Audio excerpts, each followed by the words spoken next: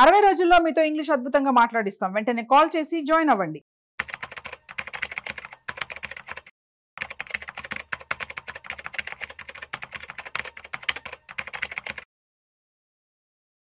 నమస్తే, నేను జీవి సత్యనారాయణ. ఈ వీడియోలో ఈ ఎపిసోడ్లో ల్యాండ్ బ్యాంక్ గురించి డిస్కస్. ఈ ల్యాండ్ బ్యాంక్ అంటే ఏంటంటే ప్రతి కంపెనీకి ఏదైతే గవర్నమెంట్ ఉందో, స్టేట్ ఆర్ సెంట్రల్ కానీ, ఏదైతే గవర్నమెంట్ ఏం చేస్తుంది ఆ స్టేట్ని బాగా డెవలప్ చేయాలని ఈ ల్యాండ్ని కంపెనీలకి అలాట్ చేయడం జరుగుతుంది. దాన్నే SEZ అంటారు, స్పెషల్ ఎకనామిక్ జోన్ అంటారు. ఈ స్పెషల్ ఎకనామిక్ జోన్ కింద ల్యాండ్ని అలాట్ చేయడం జరుగుతుంది కొన్ని కంపెనీలకి.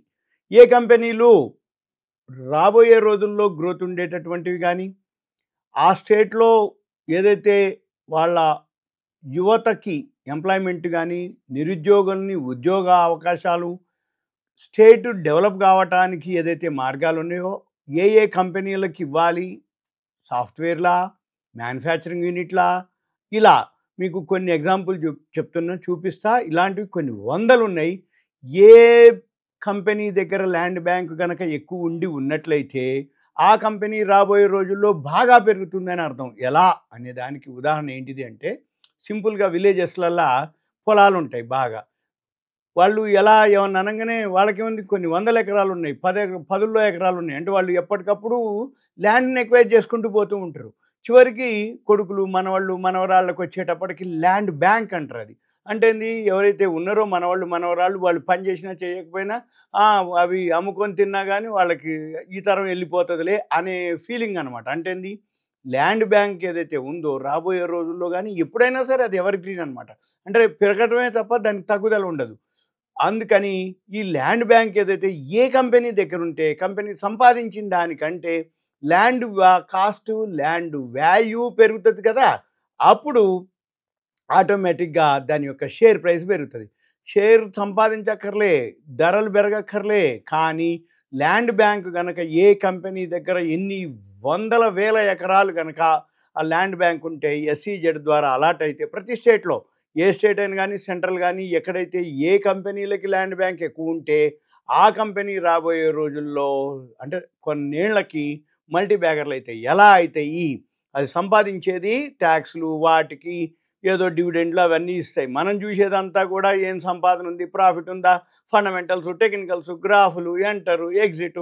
ఫండమెంటల్స్ స్ట్రాంగ్ ఉందని కొనుక్కోవటం, పెరగకపోవటం, ఏదో న్యూస్ తోటి పడిపోవటం, బ్యాడ్ న్యూస్లు, గుడ్ న్యూస్లు ఈ చేసుకోవటం, టెక్నికల్, ఎంటరు, ఎగ్జిట్, సాఫ్ట్వేర్లు, ఆల్గోలు, సెమీ ఆల్గోలు, ఆర్టిఫిషియల్ ఇంటెలిజెన్స్లు, ఇవన్నీ ఒక వర్షన్.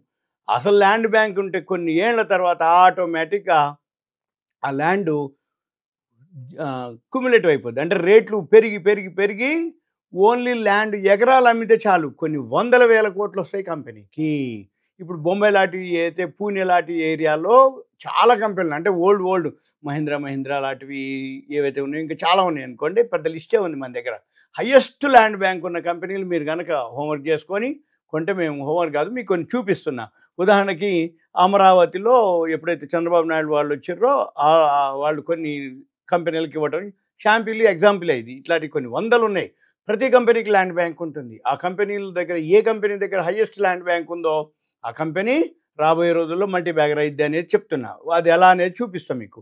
ఉదాహరణకి GOM గ్రూప్ ఆఫ్ మినిస్టర్స్ వాళ్ళు ఏపీ రాజధాని అమరావతిలో వివిధ సంస్థలకు భూములు కేటాయించారు. ఎలా కేటాయించారు, ఉదాహరణకి వాళ్ళు బిర్లా ఇన్స్టిట్యూట్ ఆఫ్ టెక్నాలజీస్కి 70 ఎకరాలు, IT టవర్ నిర్మాణానికి L&Tకి 10 ఎకరాలు, అమరావతిలో ఆసుపత్రి, మెడికల్ కోసం కేటాయించడం, ఎంప్లాయీ స్టేట్ ఇన్సూరెన్స్ కార్పొరేషన్కు 25 ఎకరాలు, హడ్కో హ్యాబిటాట్ సెంటర్కు 8 ఎకరాలు.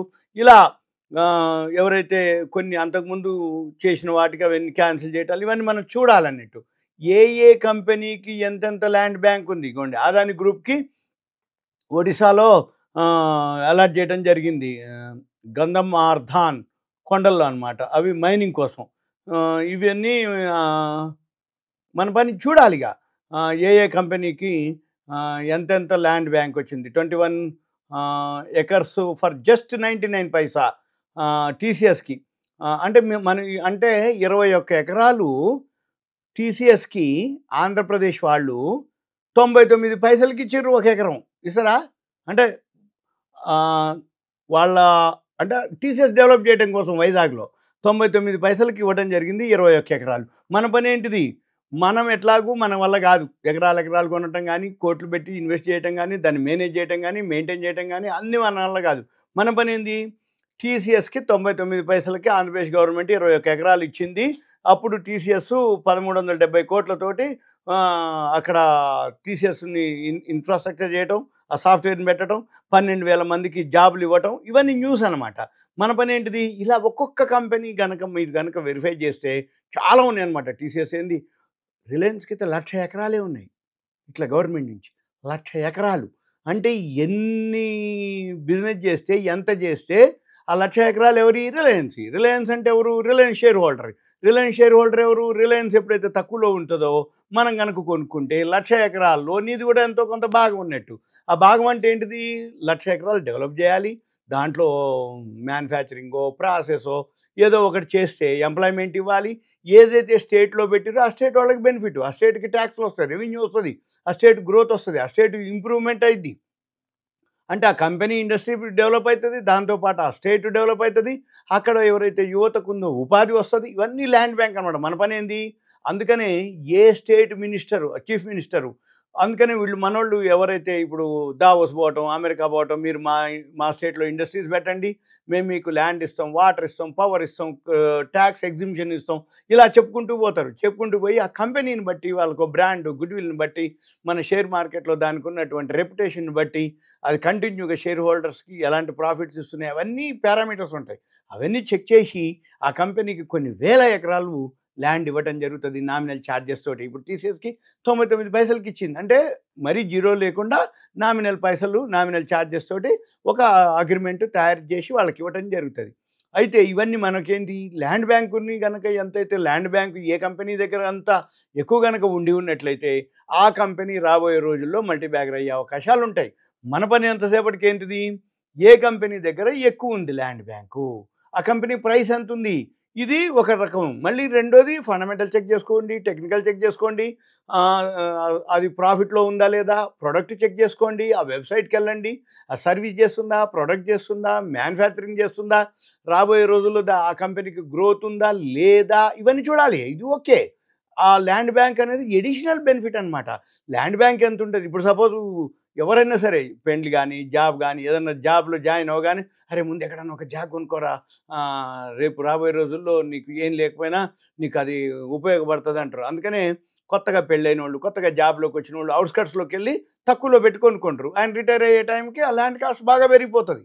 అందుకని అప్పుడు ఏమవుతుంది? హాయిగా ప్రశాంతంగా ఉండొచ్చులే అనేది ఉంటుంది. మీరు విలేజెస్లో చూడండి, డిస్టిక్లో చూడండి, ఎక్కడన్నా సరే ల్యాండ్ ఉన్న వాళ్ళు వాల్యూ వేరే, ల్యాండ్ లేని వాళ్ళు వాల్యూ వేరే. క్యాష్ ఉండదు ఎవరి దగ్గర, ఎందుకంటే క్యాష్ రూపంలో ఉంటే దాన్ని ఏదో ఒక రూపంలో ఖర్చు చేయాలి. అందుకని ల్యాండ్ అయితే ఖర్చు అయ్యేది. ఒకసారి ఇన్వెస్ట్ చేసినవా ఇక దాని యొక్క అలానే మన కంపెనీలు మనం అంటూ ఓకే మన ఓన్ది వేరు. ఇప్పుడు మనం షేర్ మార్కెట్ కాబట్టి ఏ కంపెనీ దగ్గర ల్యాండ్ బ్యాంక్ ఎంత ఉంది? ఈ మధ్యకాలంలో రేమాండ్ డీమెర్జర్ అయింది. రేమాండ్ షోరూమ్ల కాడ ఏముండదు. మీరు రేమాండ్ షోరూమ్ పోతే నువ్వే, ఇంకెవరు ఉండరు. కానీ ల్యాండ్ బ్యాంక్ ఉంది, అందుకనే ఆ షేరు వేలల్లోకి పోవడం జరిగింది.